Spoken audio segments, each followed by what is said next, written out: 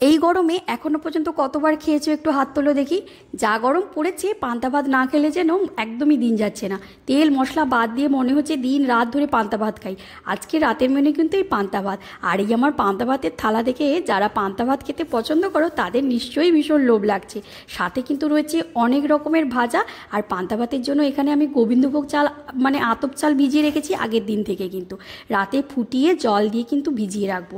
পান্তা কিন্তু সবসময় রাতে ভিজিয়ে দিলে পান্তার স্বাদটা কিন্তু ভালো পাওয়া যায়।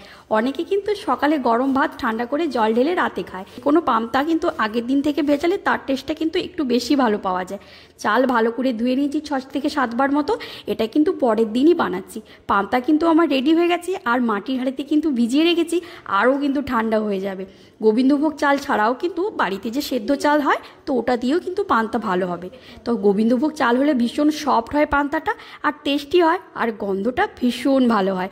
বাড়িতে আমরা ছোটোবেলা থেকে কিন্তু সেদ্ধ চালের পান্তা ভাতই খেয়েছি। আর এখন তো আমরা শখের বসে পান্তা ভাত খেলেও কিন্তু আমাদের গ্রামের মানুষদের কাছে কিন্তু পান্তা ভাত ওই ব্রেকফাস্ট, লাঞ্চ, ডিনার সব কিছুরই কিন্তু ভূমিকা পালন করে। আর আমরা তো ছোটোবেলা থেকে পান্তা ভাত খেয়েই স্কুল গেছি, টিউশন গেছি। আমরা পান্তা ভাত সবসময় আলু মাখা দিয়ে, মাছ ভাজা দিয়েই খাই।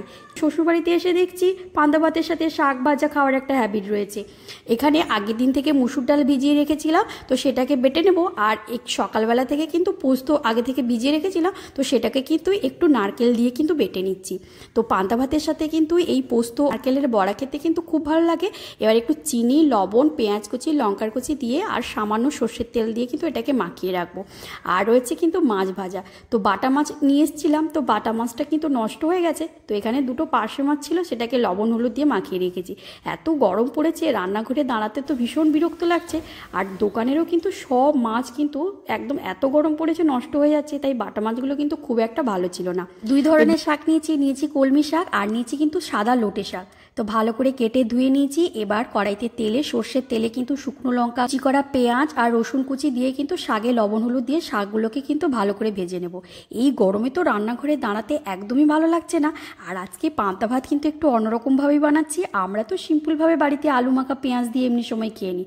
আর আজকে কিন্তু বানাচ্ছি মুসুর ডালের বড়া পেঁয়াজ দিয়ে। তবে আগে যদি মুসুর ডালের বড়া এইভাবে না খেয়েছো, তবে এইভাবে একবার কিন্তু ট্রাই করো, অবশ্যই কিন্তু ভালো লাগবে।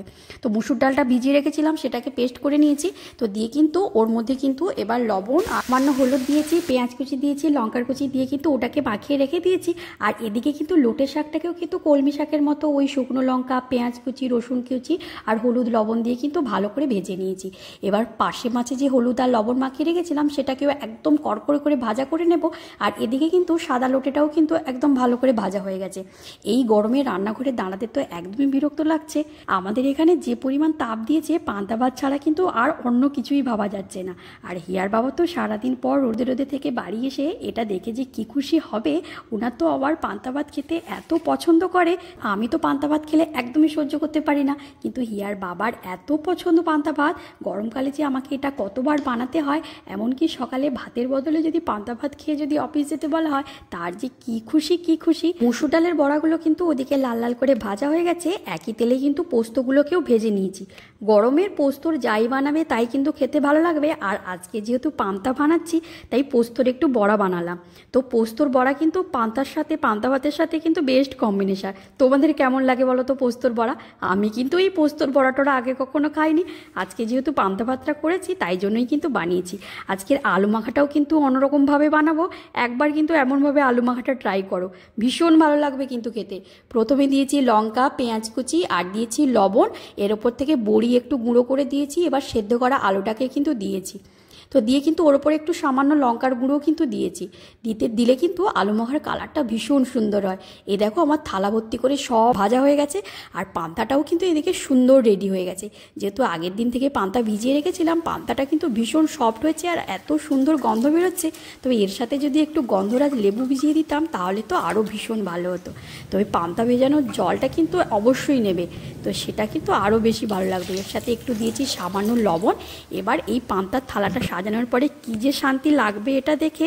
তবে আমার কাছে না টক দই ছিল, ওটা বের করে রেখেছিলাম আর এখানে দিতে ভুলে গেছি। গরমের সময় টক দই খেতে যে কী ভালো লাগে। তবে এর সাথে টক দইটা দিলে খুব ভালো হতো, আমি তো ভুলেই গেছি। আর এই থালাটার দাম কত হতে পারে একটু বলো দেখি। সেদিন দেখেছিলাম একটা সোশ্যাল মিডিয়ার কোনো একটা প্ল্যাটফর্মে আলু মাখা, পেঁয়াজ আর শুকনো লঙ্কা দিয়ে বলছে একটা পান্তা ভাতের থালা নাকি 60 টাকা। তবে এটার দাম কত হতে পারে আমাকে একটু বলো দেখি। এই গরমের জন্য কিন্তু এই পান্তা ভাতের থালাটা কিন্তু একদম জম্পেশ খাবার। আর রান্নাঘরে তো দাঁড়ানোই যাচ্ছে না এখন। আর একদম সহজ খাবার যদি বলা যায় এই গরমের জন্য কিন্তু পান্তা ভাত, নো ঝামেলা, নো কষ্ট। এখনও পর্যন্ত তোমরা কতবার খেয়েছো? যারা পান্তা ভাত খেতে পছন্দ করো তাদের নিশ্চয়ই থালাটা দেখে ভীষণ লোভ লেগেছে। আর আমার তো এই থালাটা সাজানোর পর নিজের মনের যে কী শান্তি পেয়েছি। আর যারা পান্তা ভাত খেতে পছন্দ করে তাদেরকে যদি এইভাবে থালা সাজিয়ে দেওয়া যায় তারাও কিন্তু ভীষণ খুশি হবে। তবে আজকের থালাটা কেমন হয়েছে